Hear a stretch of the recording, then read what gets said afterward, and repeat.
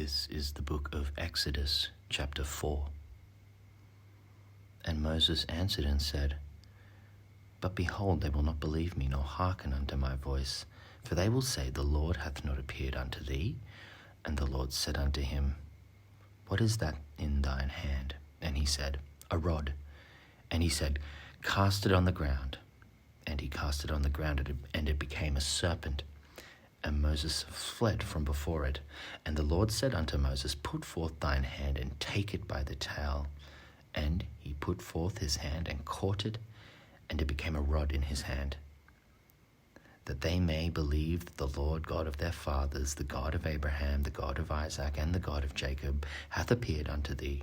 And the Lord said furthermore unto him, Put now thine hand into thy bosom. And he put his hand into his bosom, and when he took it out, behold, his hand was leprous as snow. And he said, Put thine hand into thy bosom again. And he put his hand into his bosom again, and plucked it out of his bosom, and behold, it was turned again as his other flesh. And it shall come to pass, if they will not believe thee, neither hearken to the voice of the first sign, that they will believe the voice of the latter sign. And it shall come to pass, if they will not believe also these two signs, neither hearken unto thy voice, that thou shalt take of the water of the river, and pour it upon the dry land, and the water which thou takest out of the river shall become blood upon the dry land. And Moses said unto the Lord, O my Lord, I am not eloquent, neither heretofore, nor since thou hast spoken unto thy servant, but I am slow of speech, and of a slow tongue. And the Lord said unto him, Who hath made man's mouth, or who maketh the dumb or deaf, or the seeing or the blind? Have not I the Lord? Now therefore go, and I will be with thy mouth, and teach thee what thou shalt say. And he said, O my Lord, send I, but pray thee, by the hand of him whom thou wilt send. And the anger of the Lord was kindled against Moses, and he said, Is not Aaron the Levite thy brother? I know that he can speak well, and also, behold, he cometh forth to meet thee. And when he seeth thee, he will be glad in his heart. And thou shalt speak unto him, and put words in his mouth, and I will be with thy mouth and with his mouth, and will teach you what ye shall do. And he shall be thy spokesman unto the people, and he shall be to thee instead of a mouth, and thou shalt be to him instead of God. And thou shalt take his rod in thine hand, wherewith thou shalt do signs. And Moses went and returned to Jethro his father-in-law, and said unto him, Let me go, I pray thee, and return unto my brethren which are in Egypt, and see whether they be yet alive. And Jethro said to Moses, Go in peace.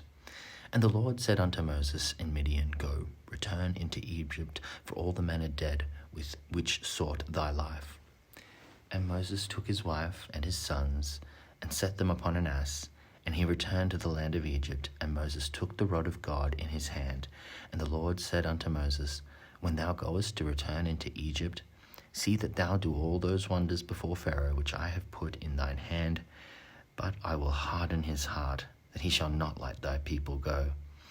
And thou shalt say unto Pharaoh, Thus saith the Lord, Israel is my son, even my firstborn. And I say unto thee, Let my son go, that he may serve me. And if thou refuse to let him go, behold, I will slay thy son, even thy firstborn. And it came to pass by the way in the end, the Lord met him, and sought to kill him. Then Zipporah took a sharp stone, and cut off the foreskin of her son, and cast it at his feet, and said, Surely a bloody husband art thou to me. So he let him go.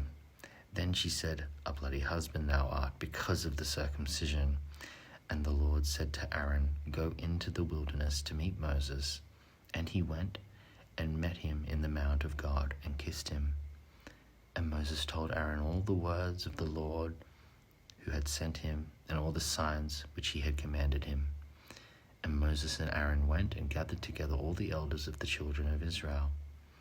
And Aaron spoke all the words which the Lord had spoken unto Moses, and did the signs in the sight of the people. And the people believed, and when they heard that the Lord had visited the children of Israel and that he had looked upon their affliction, then they bowed their heads and worshipped.